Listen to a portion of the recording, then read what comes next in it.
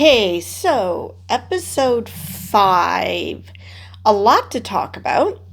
So, um, we start off day 5 with Nick talking about his knee. So, it's good that he at least has a minor injury or discomfort that caused him to say, I'm done. Because he's been whining before every challenge. I don't want to be an army man no more. Which, though funny, is very annoying. Because, why do you think you're here? If you don't want to be an army man no more, leave. So he finally left. Ravi was a curveball. I did not expect that. They gave no reason as to why he would leave. That's the problem with that there aren't any confessionals after they leave, like in, say, Survivor, because we don't know what the thought process was. It's obvious with Nick. I mean, he's been crying about not wanting to be there anymore before every challenge, basically, or during. And plus we heard him talking about his knee. So there was something there. We heard nothing from Ravi. I mean, he did say that he felt guilty that he left his family behind to do this. But beyond that, we've heard nothing. Nothing to give the indication that he wanted to leave. Because he even said that he thought he was doing well at the tasks. So, yeah. So they head off to their first task because now there's 11 people left. They head off to their next task, which is 3x3 groups. And they have a leader, and you have to get everything across the line outside the village, get all the equipment out.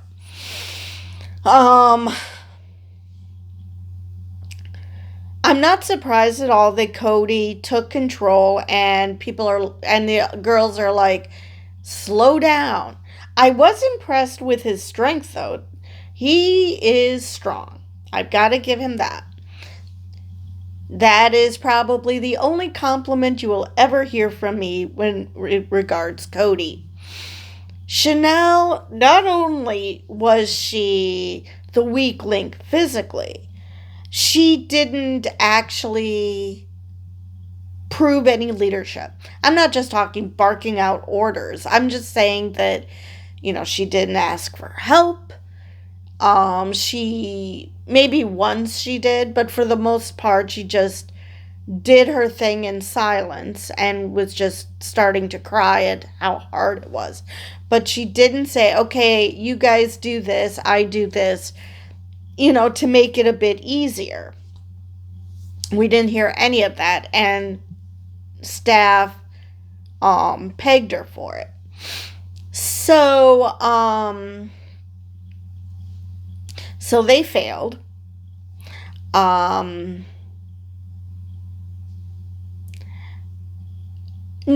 the second group of Team Alpha and Team Bravo, it doesn't surprise me one bit that a couple of NFLers beat 3 civilians because, well, they are strong. I mean, you saw how much Andrew East could carry. So, these are strong guys. So, I'm not surprised that Randall Cobb and Eric Decker outdid 3 non-athletes. That didn't surprise me at all.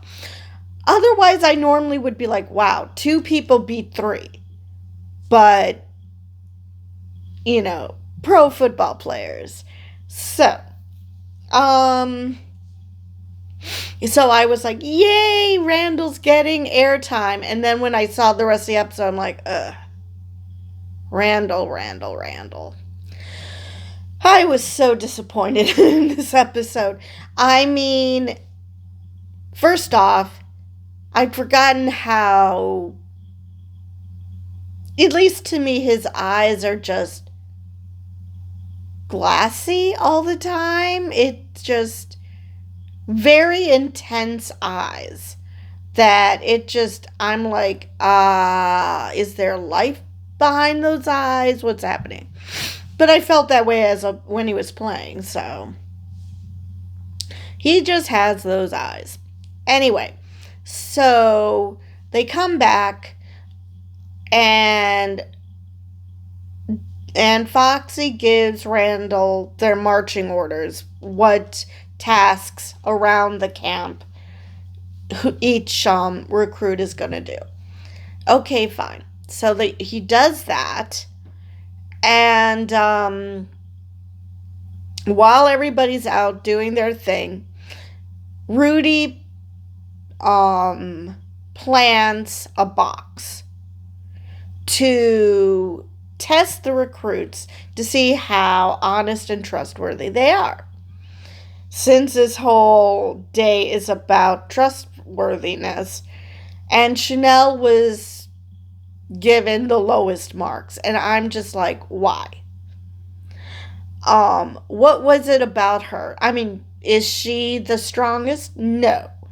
But to me, trustworthiness is not just about physical strength. And I think they really knocked that home in this episode. That, okay, Chanel's not the strongest, and she's afraid to speak up. But that doesn't make her the least trustworthy.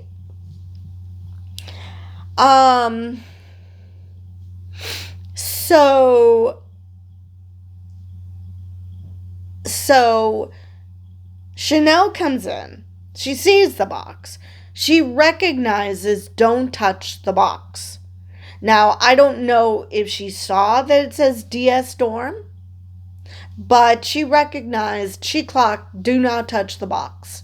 Now, whether she told Randall, based on the fact that he came back and he saw DS Dorm on the box written after the fact, and it's like, oh shit, I'm going to say she never told him. She just said, do not touch the box. Now, granted, that shows her trustworthiness because she didn't touch the dorm staff's, the DS staff's stuff. However, she didn't explain why you shouldn't touch the box. She just said, don't touch the box. And Randall's like, oh, they wouldn't put it here unless they, wanted us to have it. So he takes the box out and he, is giving out treats, showing everybody what's in the box, all the candy, and everybody's like, oh yeah, we'll take one. And Chanel's like, no, I don't want any. And I guess she repeated because Gia did say later on that she witnessed Chanel saying don't touch the box. So I'm going to say she repeated that. But everybody did it anyway.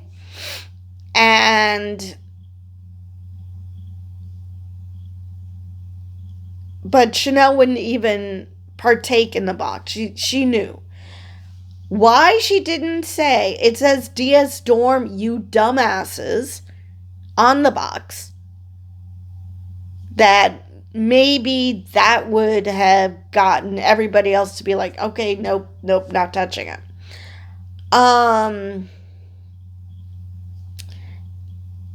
Or just, tattle. It's like, your stuff is about to get consumed by a bunch of recruits because they thought it was a treat from you guys. Something, anything. So, she, so then they come to their next task. And once Randall sees that, oh, I screwed up, and he apologized to the recruits, he did not, however, go to immediately to staff at any point and say, oh, by the way, you had a box of candy and I wasn't paying attention to the fact that it was your stuff. I thought it was a gift from you. So, I handed it out to everybody. Oops, my bad. maybe what happened at the end could have been avoided because Randall would have taken immediate responsibility that, oh, Chanel told me not to touch the box. She didn't explain why, and then I saw that it actually belongs to you guys. So that might have saved a lot of what happened in the end on the parade. But and he had plenty of opportunities. I mean, you could see from the entire when he was in the car to when he was listening to what was the next task. He had plenty of opportunity to say when they noticed he seemed to be noticed that he seemed to be distracted. He could have just said, oh, that's because I made a major screw up and this is how I screwed up. Again, maybe what ended up happening at the end would not have happened. So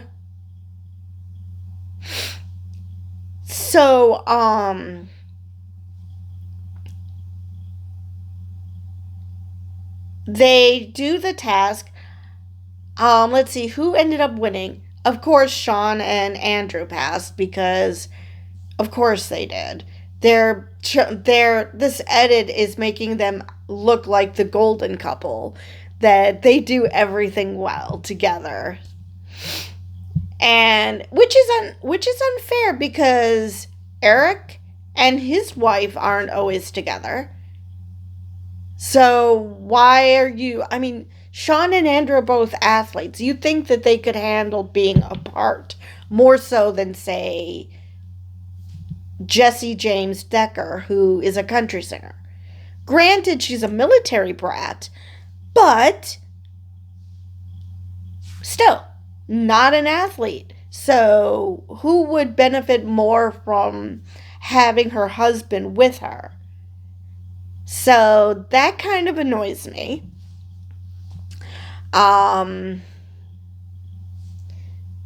Let's see here. So Randall, they even clocked him as, that he's being distracted. Again, he could have said, "Oh, I'm distracted because I boo-booed."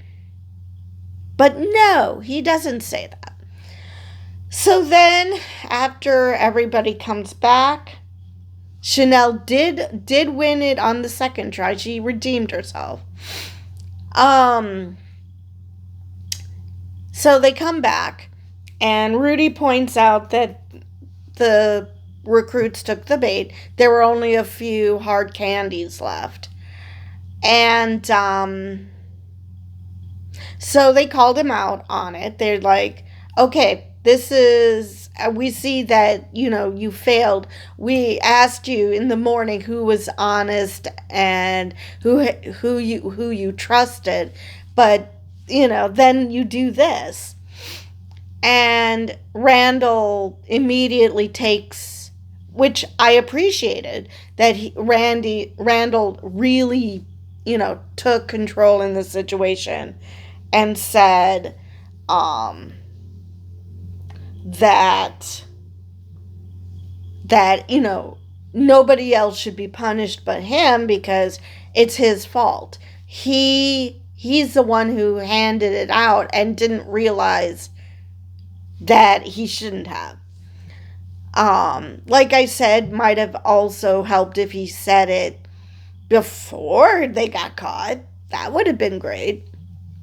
But at least he said. But same thing with Chanel. She didn't pipe up. She didn't rat out anybody. I don't know, maybe she's friends with Randall, that she didn't, rat him out, but she chose not to rat him out too. So I thought, okay, they're gonna all have to be punished for this, even though Chanel didn't partake in the box because she knew not to. And instead, she stood aside while everybody else had to dunk themselves in water. Then they come out and they ask Chanel, okay, who do you think is the least trustworthy? Now, I didn't catch her reasoning why she went with, I believe it's Bria that she called out. Again, I expected Randall because she literally told him, don't touch the box. And Gia even said, yeah, Chanel said that. Um, Before I continue with that, just to backtrack to that second task, I'm actually surprised that Gia was giving Cody a pep talk basically of how to go about this task, and that Cody let her, because he's all about masculinity this, masculinity that, blah blah blah, and he let a woman tell him how to go about this task. I have to admit that surprised me. Anyway, back to the ending. So then they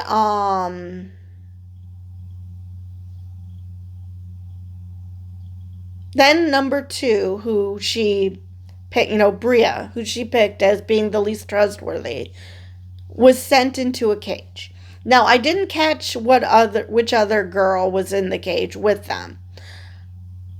But, then Staff was like, who else thinks that they belong in the cage? And Randall lifted his hand up. And because he knows he's the one who screwed up. So I do appreciate that he did that. But again, this could have probably been avoided if he just spoke up immediately, just marched to Staff possibly with Chanel, and said, she told me not to touch the box. I did touch the box, and afterwards I saw why I shouldn't have touched the box. I screwed up. Instead of, holding it until he was found out. So then water was thrown at them, and they questioned whether it was toilet water. So, but they did say it was going to be disgusting water, so could have been toilet water, could have just been standing water, because standing water outside, depending on the environment, disgusting water. Let's see what else is there that I wanted to mention about this episode. Oh yes, they had the other time Randall had a perfect opportunity to tell Staff, I done fucked up, was when he was called in for his therapy session. And, basically he said, and all I've learned is that I'm selfish. So again, I'm wondering if he was thinking about the fact that he's not admitting to what happened with the box. Or maybe he just thinks in general he's selfish because he's out here doing this for himself, whereas his family is back home. It could be a combination. But he had a perfect opportunity to prove he's not selfish by admitting what happened with the box. But no, he did not do that. So,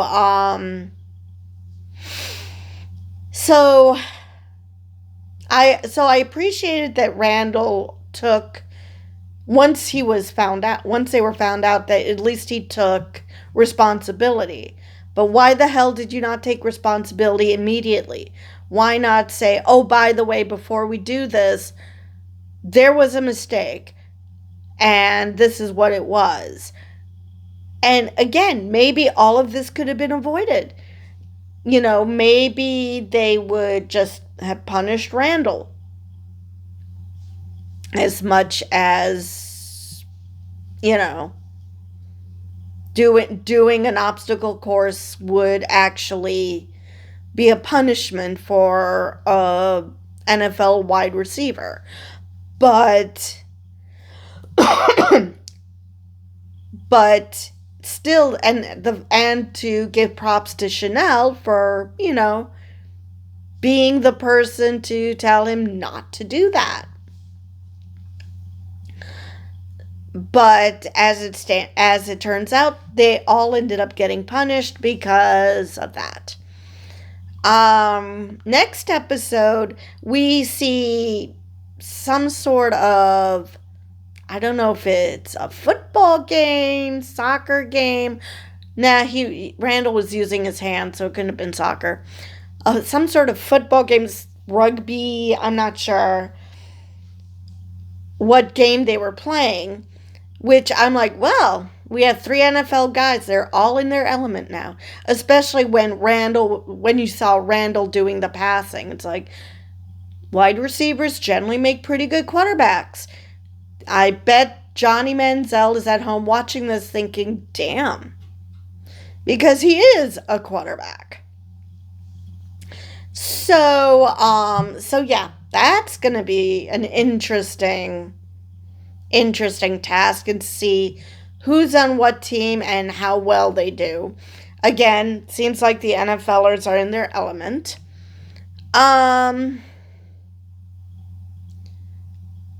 Let's see if there's anything else.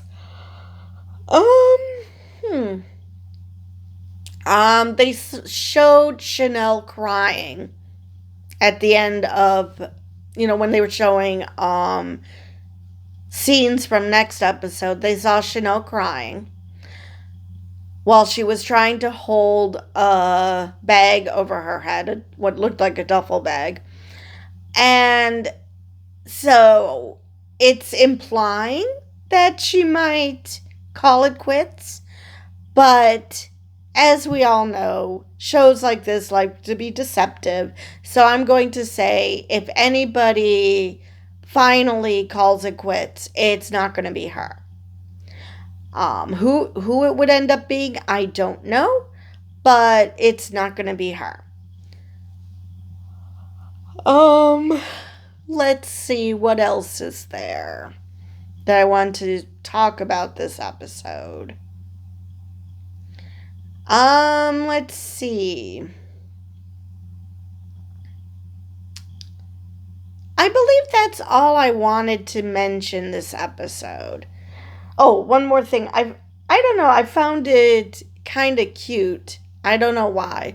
When Chanel was talking about her modeling, and she mentioned that you're from a certain place and you look a certain way, and Q immediately clocked she meant black. I don't know why I found that cute, but I found that cute. I don't know why. I believe that's all I have for this video. So with that, I will see you guys in the next one.